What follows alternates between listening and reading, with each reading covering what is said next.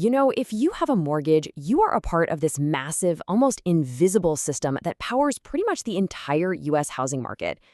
Today, we're going to pull back that curtain on what's called the secondary mortgage market. It's this hidden engine that really determines who gets a loan and, just as importantly, how much it's going to cost them. So, have you ever thought about it?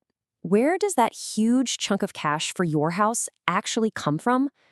You might picture it sitting in your local bank's vault, but the truth is way more complex and, honestly, way more interesting than that. The journey your mortgage money takes starts in a place you've probably never even heard of. To really get how things work today, we have to rewind a bit.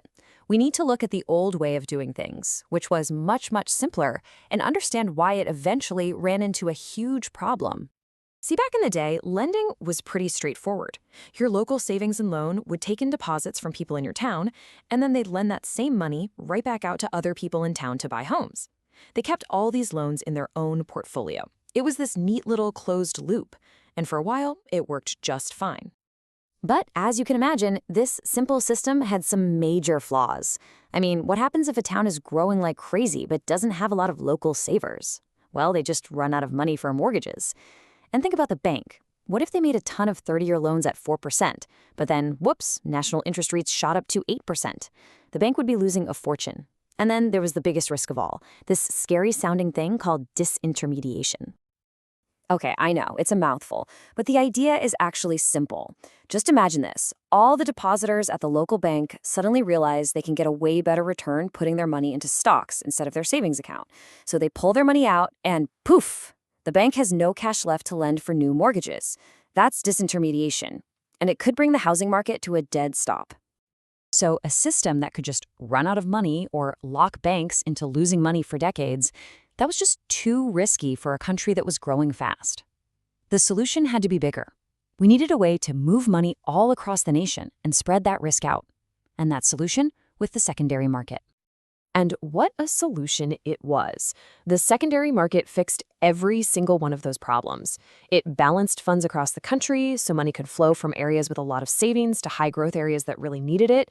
It let local lenders sell off their loans, basically transferring that huge interest rate risk to big investors who were willing to take it on. And maybe most importantly, when the original lenders sold the loan, they got their cash back right away so they could turn around and make a new loan for another family. So let's be really clear. The secondary market isn't where you go to get a loan. It's where your lender goes to sell your loan. They package it up, sell it as an investment, and that refills their tank with cash. This creates what's called liquidity, a constant, reliable flow of money that keeps the entire housing market from seizing up. Now, this massive, multi-trillion-dollar market doesn't just run on its own. It's guided by three giant, government-sponsored players. And I bet you've heard their names, even if what they do has always been kind of a mystery. Let's meet Fannie, Freddie, and Ginnie. First up is the original giant, Fannie Mae. It was actually born out of the Great Depression, way back in 1938, with a mission to stabilize a totally shattered housing market. Today, it's the single biggest investor in American home mortgages. By buying up all these loans from banks, it doesn't just provide cash, it basically sets the standards for the entire industry. Then, in 1970, Freddie Mac came along. It was created specifically to give Fannie Mae some competition and make sure the market stayed healthy. Freddie Mac also buys mortgages, but it's really famous for this extra step. It pools thousands of mortgages together into these giant bundles and then sells little slices of that pool to investors all over the world. And those are the famous and sometimes infamous mortgage-backed securities. And finally, we have Ginnie Mae, and Ginnie is a totally different animal. Ginnie doesn't buy or sell any loans at all.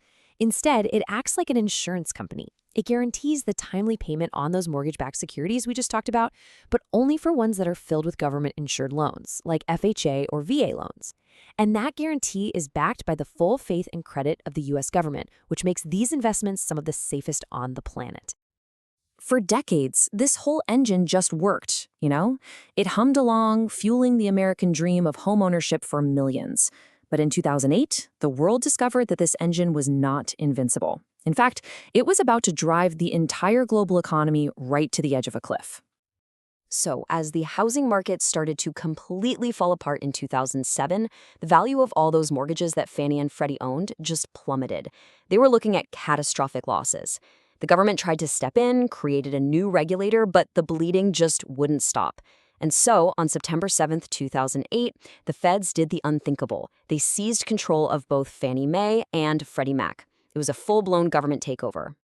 The scale of this failure is just breathtaking. To stop the entire financial system from melting down, the U.S. government had to step in with a bailout of, well, just look at that number, $187.5 billion. That's taxpayer money, just to keep these two giants from collapsing. So you have to ask, why the massive bailout? Well, the government believed that if these two firms defaulted, it would have caused, and I'm quoting here, severe disruptions in global financial markets and had negative repercussions throughout the economy. The conclusion they came to was simple. Fannie and Freddie were just too big to fail. Okay, I know this all sounds like high-level finance totally removed from your daily life, but the rules and the day-to-day operations of this secondary market have a direct, very real impact on anyone who wants to buy a home in America.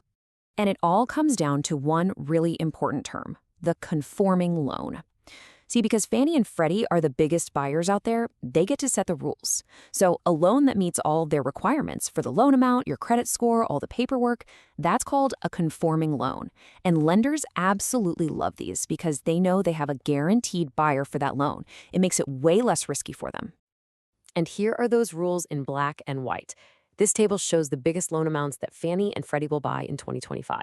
For a single-family home in most of the U.S., that limit is $806,500.